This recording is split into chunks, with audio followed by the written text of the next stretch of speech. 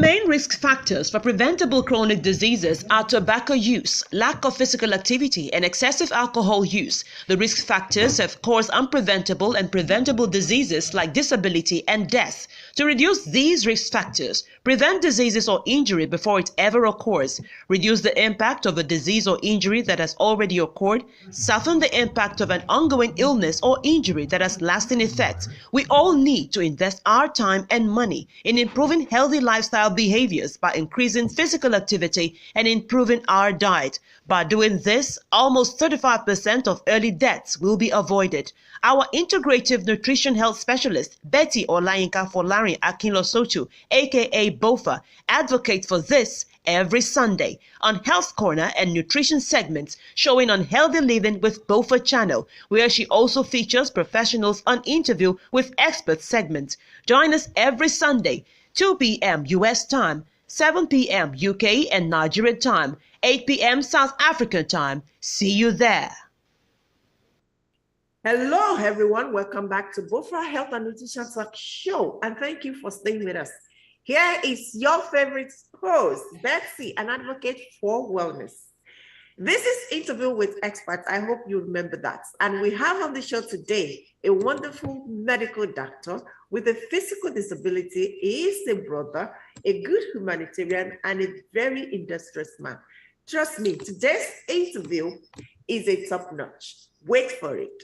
This is BOFA Health and Nutrition Talk Show, Interview with Experts, if you're just joining us. And our guest on the show today is a medical doctor, a medical practitioner. And our discussion today is on how we can make health programs, activities such as nutrition, physical activity, annual health exams and screening, and much more accessible for the lower class. I mean, the needy in Nigeria particularly. And telling us all this today, I mean, how this can become possible, how it can turn to be a reality program in Nigeria is Dr. Isreal Adekunle Balogun.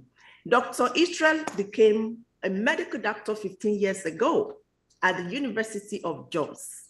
He received an award, studied at the prestigious London School of Hygiene and Tropical Medicine.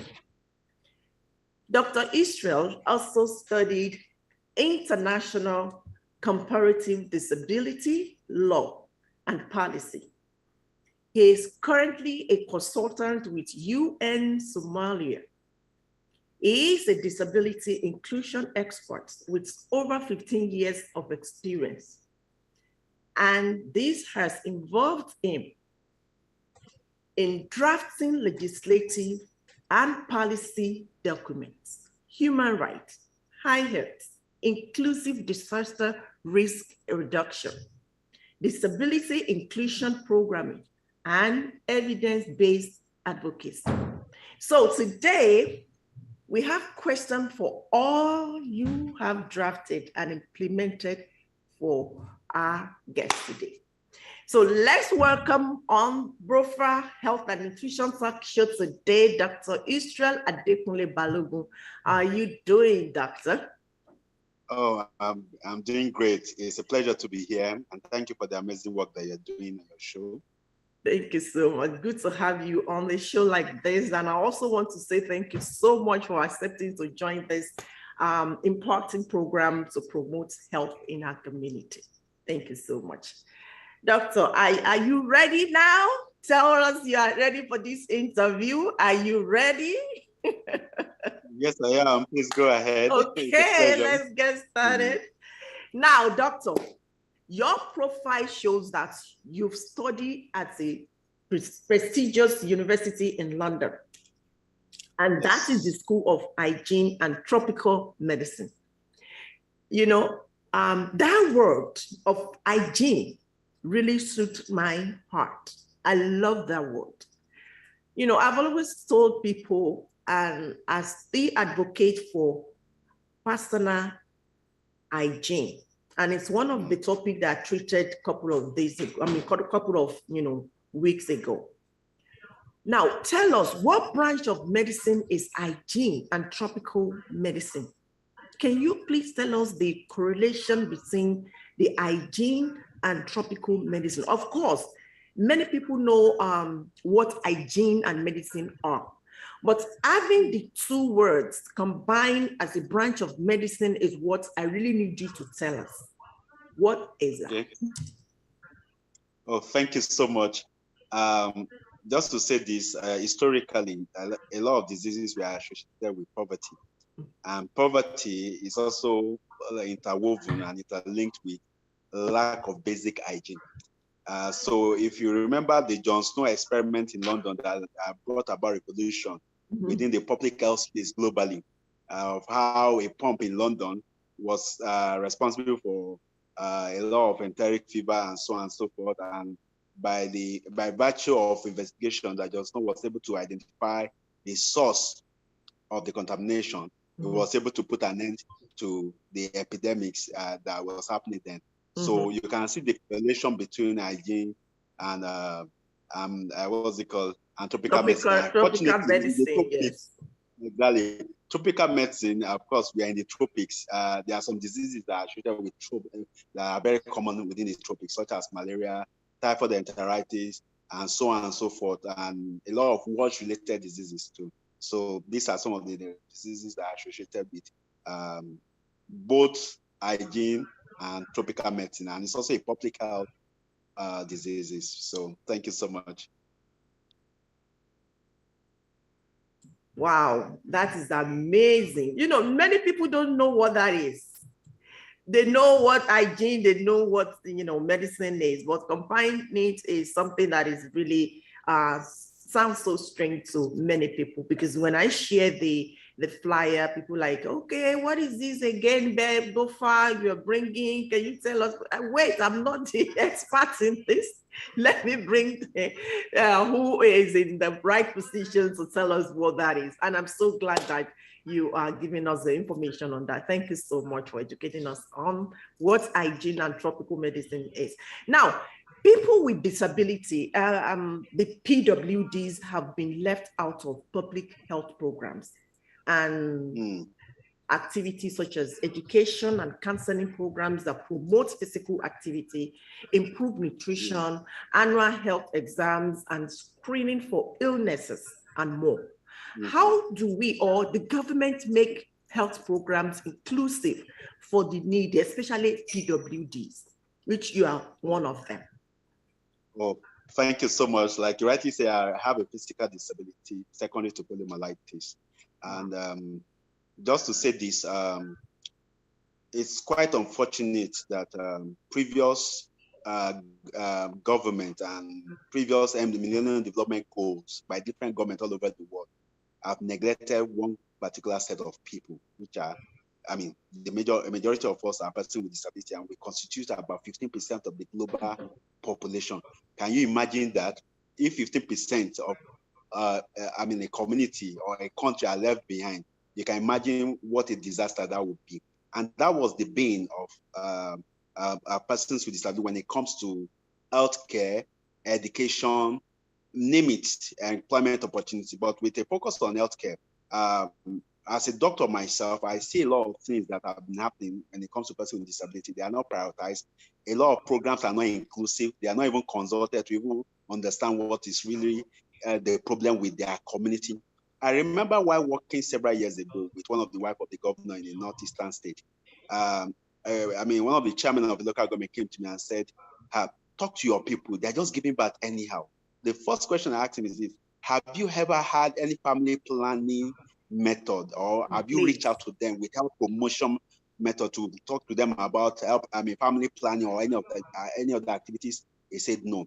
That prompted me as an individual to apply for a World Bank grant where we're able to target persons with disability when it comes to sexual and reproductive health, including HIV/AIDS. And that was a novel approach then. So basically, across screening, even medical students, doctors are not really trained on how to handle persons with disability. It's a major challenge, not only in Nigeria, but also globally. It's only very few schools that have been able to incorporate the issue of, dealing with persons with disability as part of their training. Thank you. Thank you so much. Thank you. You see, I always visit Nigeria regularly every quarter of the year, and I see what is going on there. I'm like living in Nigeria, and my people are persons living with disabilities.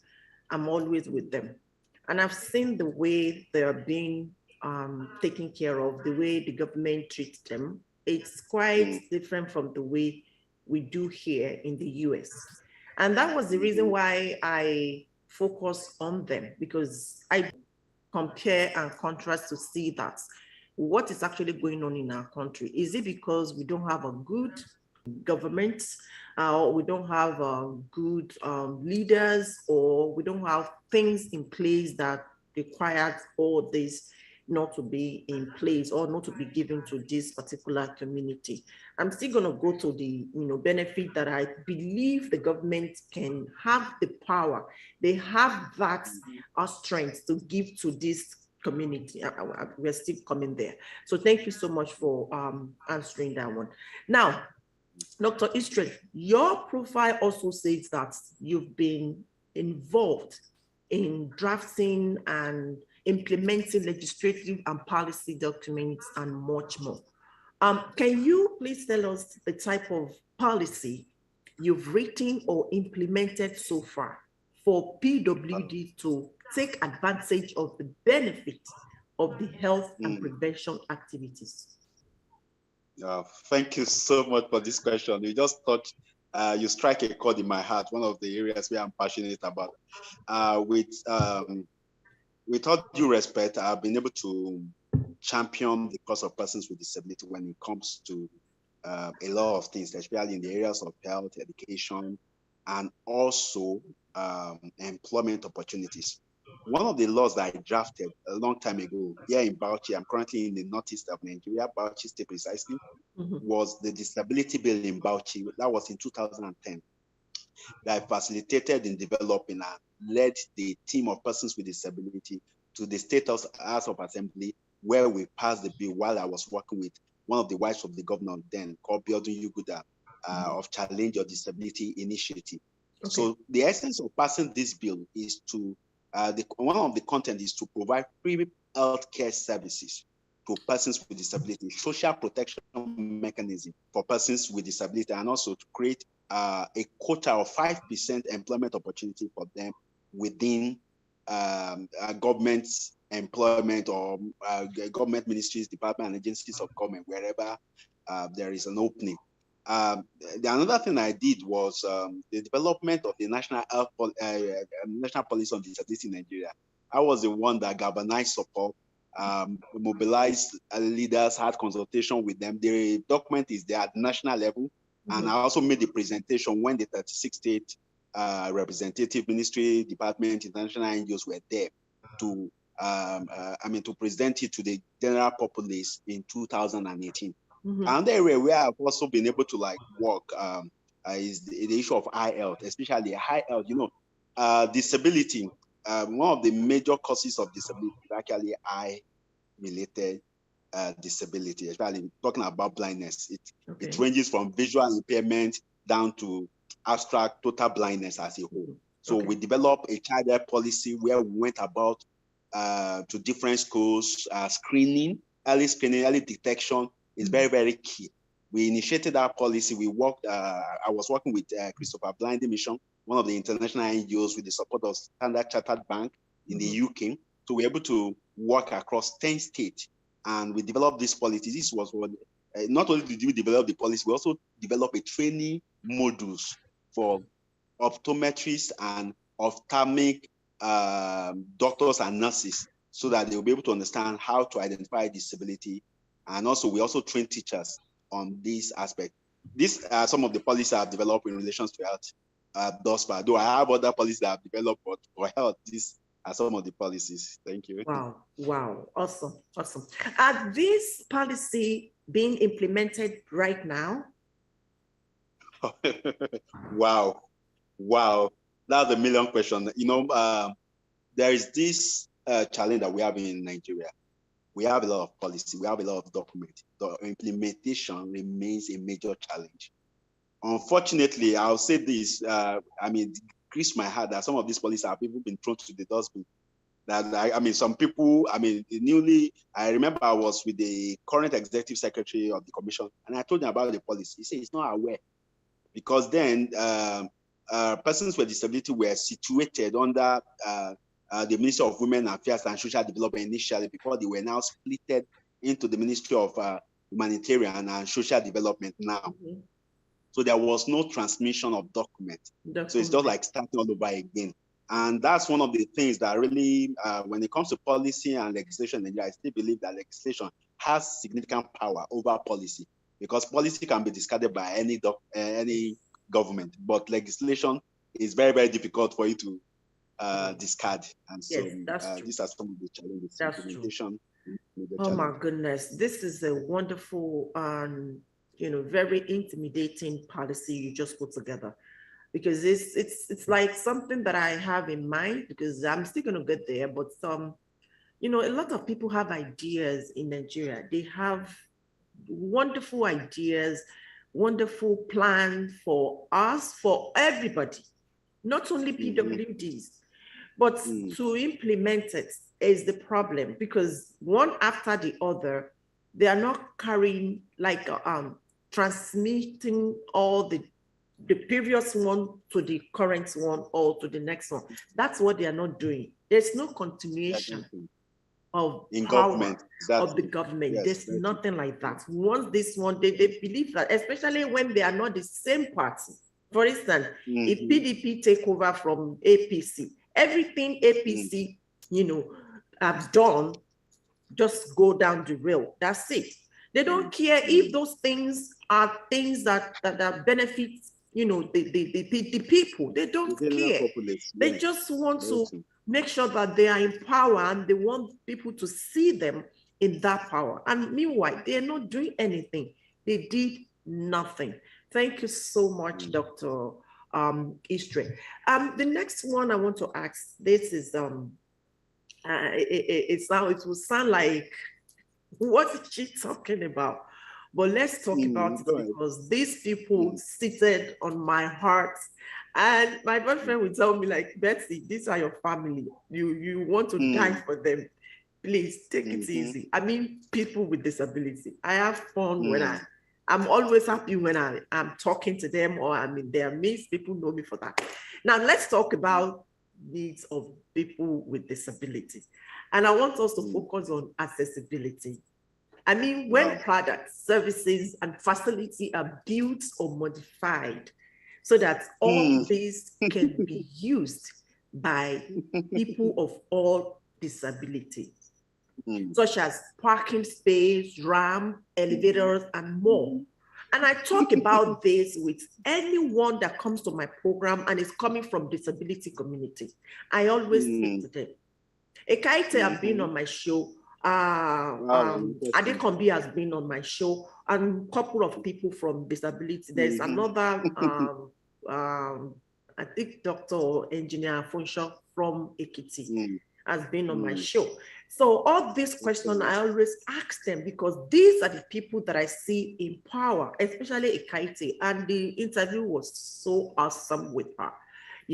So I always like to talk about accessibility, because till now I'm still having difficulties getting the office for my foundation in Nigeria that really suits my taste, that I really want to satisfy my people. I want the place to be accessible for these people, but I find it so difficult to get a place that is so accessible for my people. I mean, PWDs.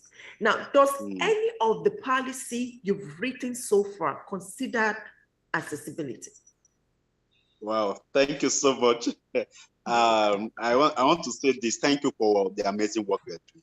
Thank you. Try with persons with disability. A lot of people don't know this, that anybody can become a person with disability at any point in time. Yes. Whether by virtue of age, accident, or road traffic injuries. Yes, that's true.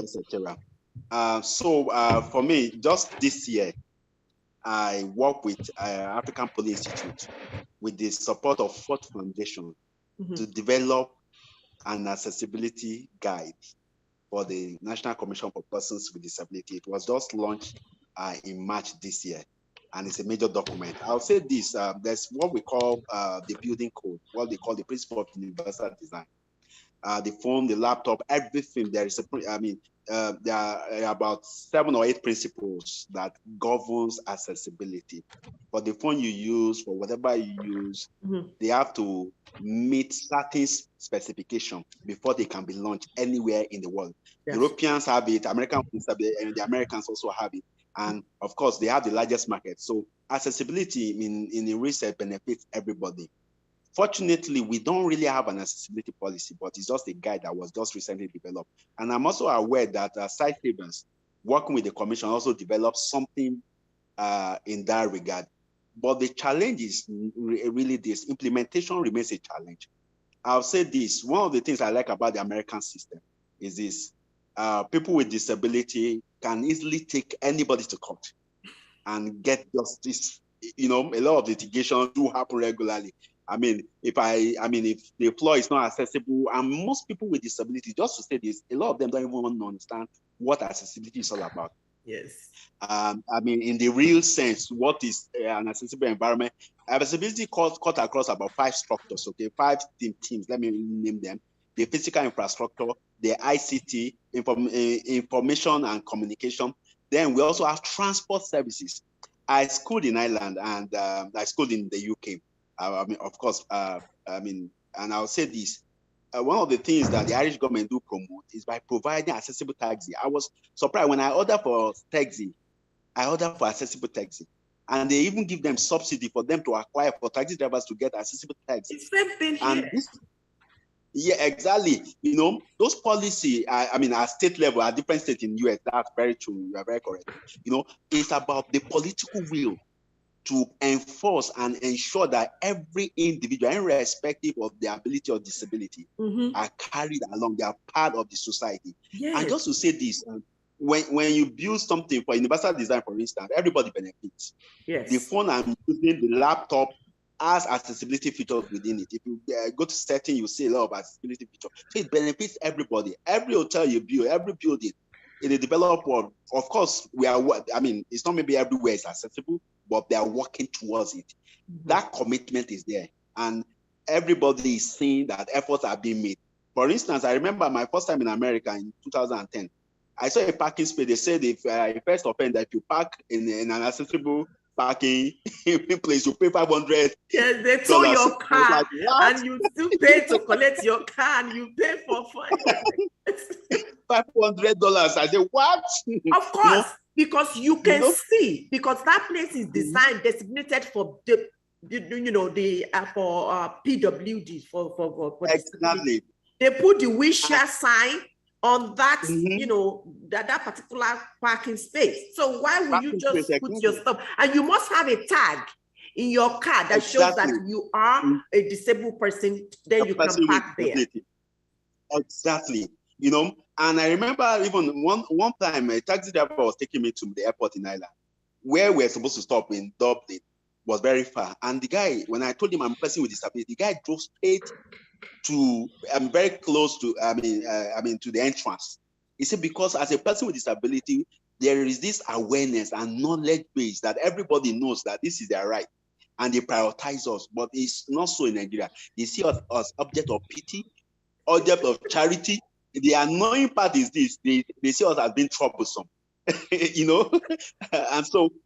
and these are some of the things we are trying to address within the disability community, which some of my colleagues have been doing marvelously well. And I'm also involved in some of this, but I work behind the scene.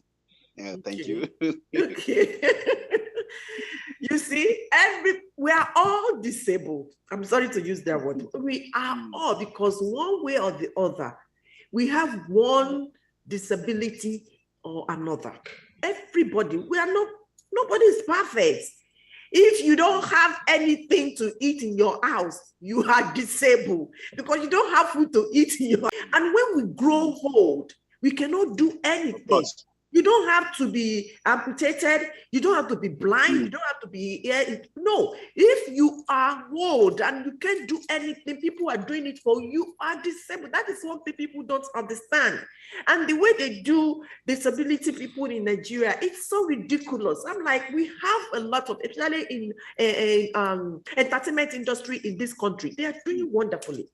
And we have people in Nigeria that are so talented, but people are not discovering them. Our governments are not discovering. And these are the people they need either in power or in the office. I mean, the government office or private office and so on. But they are looking at them like they are special people. They are nobody. And you see, this has been going on in Nigeria, which we need to look at.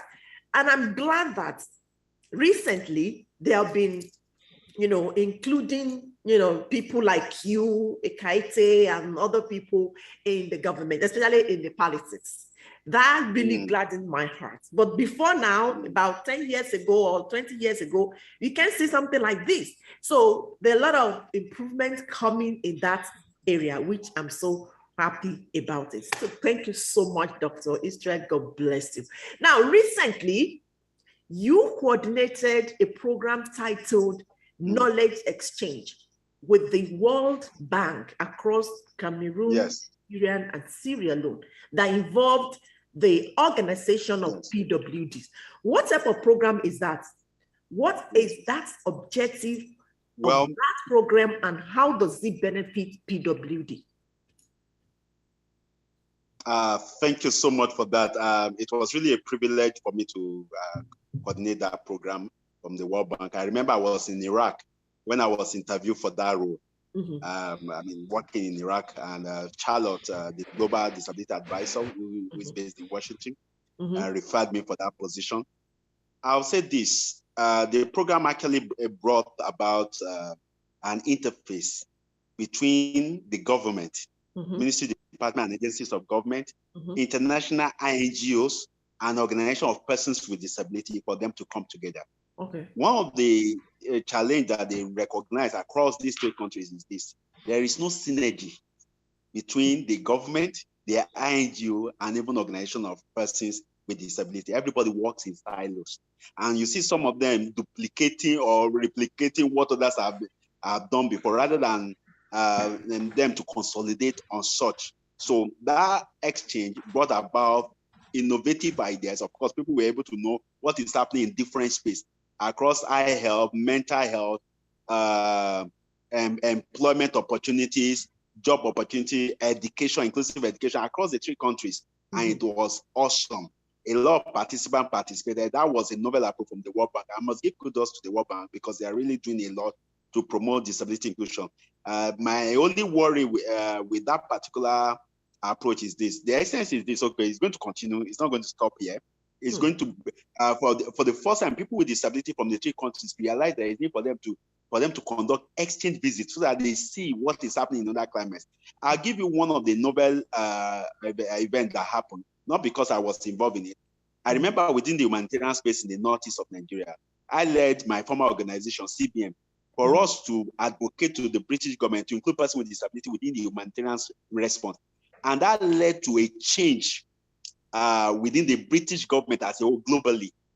We did the first disability audit, where we audited the international NGOs, local NGOs, and organization of persons with disability, because a lot of those people, when design programs, they don't even include persons with disability in it. Even as beneficiaries, they hardly include them. And when people with disability write to them, they don't even regard them, but we're able to change that narrative. And I think it's really gaining momentum globally, to the extent that Cameroon had to come around and study Nigeria in that regard, and they're still coming. So there is a need for interface, knowledge exchange, for us to understand what is the best practice and establish a committee of global best practices. So that was one of the reasons why they organized that knowledge exchange workshop, and it was really great. Wow. But because of COVID, we did it online. Wow, excellent, excellent. Thank you so much, Dr. Isreal. Let me round this interview up with this I'm about to say, and this is very dear to my heart. This might sound like a joke to either you or the audience, people watching us right now at home. It may sound like a joke, but trust me, it is a real talk. It is real talk.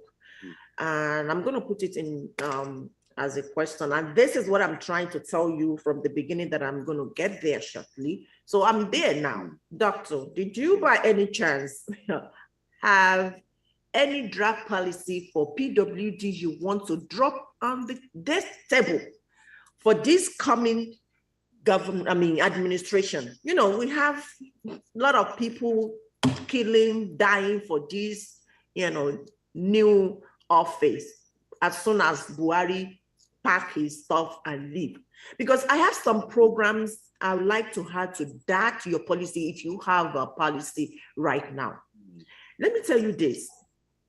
I always feel bad when I see low income, disadvantaged, less privileged people having no access to health program, especially annual health exams and screening.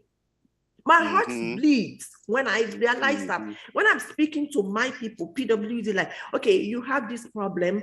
How long have you seen your doctor? They don't even know what that is. It sounds like, what is she talking about?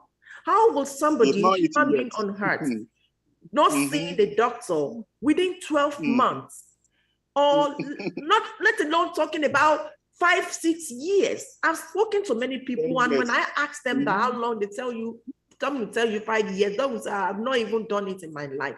Yet these are the people that really need this health program. Hear this. There are many programs for PWDs in the US. Oh my goodness. I'll tell you the major one. Sometimes I just feel like bringing all PWDs to the US just because of this benefit. When I talk about it with one of my guy, Yusuf Olatiji. You know him, he's in Ibadan. I think he's secretary, something. So when I talk about it feels like, oh my goodness, I should be there. I feel the same thing, like bringing all this disability to the US, all because of that benefit. There is a federal state health program called Medicaid. Yes, I'm aware of it. Basic medical care to low-income individuals. The Medicaid program vulnerable population. Residential, it covers daycare, it covers career and other services. That is one. Yes, very true. That is number one. That has to do with health. Another one is called SSI. It's called Supplemental Security Income, which provides funds for food and shelter for individuals with disabilities. And you see that SSI is a US federal program that provides additional income for older adults and people with disability that have little or no income. The program provides whoever qualify with this monthly cash distribution to help them meet their basic needs. Very true. And I'm aware. That is one. That is two. Number three, I want you to add to your policy. Maybe Tinubu, when he gets there, we can tender it to him as he's struggling to get there. These are the things, because people said that he doesn't need our money. He's not going there to steal. He wants to spend what he has. Okay, let's give him all this. Let him do it. There's another one called Supplemental Nutrition Assistance Program. We call it either SNAP or Food Stamp. These eligibility guidelines are similar to SSI, the one I just mentioned. Because you get the money in your card, you go to the store, buy everything in the store, bring it home and eat for a month. You don't pay. You don't have to be disabled, you don't have to be a disability person. Very true. You just social protection. You apply for it as long as your income is low. You qualify, they give you that 100 or 200. Some are getting 500, some are getting 700, depending on the number of the family and your income. You take the food. Now tell me, if people are getting food for free, whatever income they earn, that will take care of the other expenses in the house. And besides that, the government of this country are paying for other people's rent. And that's what we call Section 8 housing program. This program subsidizes residential rents for low-income families, which include those with special needs. And the eligibility for this is based on sliding scale that considered income and family size as well. Exactly. So all this I mentioned, we can do it in Nigeria, even far back 50 years ago, when the money is still in Nigeria. Not now that we don't have anything. Well, maybe with prayer, my prayer is we have America as a Nigeria so that our people can start receiving these benefits. It may not be only for PWDs, for everybody that are struggling to meet up with this 3 square meal a day. I'm not talking about those useless people that have something to do and they cannot do it. Because I have a friend who has a company, it's a farmer. I find it so difficult to hire Yoruba people. They don't want to do farming. So people from the north, from the east, have to come to his company and work. Why the Yoruba people, southwest people cannot work in his own company? That's really, it's saddened my heart. Those, I'm not talking about those ones. I'm talking about people that are less privileged, less disadvantaged, that have low income. I pray the next government, the next people, whoever is coming there, will do the right thing so that everybody will be okay. Nigeria will sleep, open our doors, and we don't have any fear, anything to worry about. I pray for that. Dr. Isreal, and I want you to tell us your last message for Nigerian, especially for persons living with disability and less privileged, before we round it up. Well, thank you so much, man. Just to say this, I want them to be hopeful.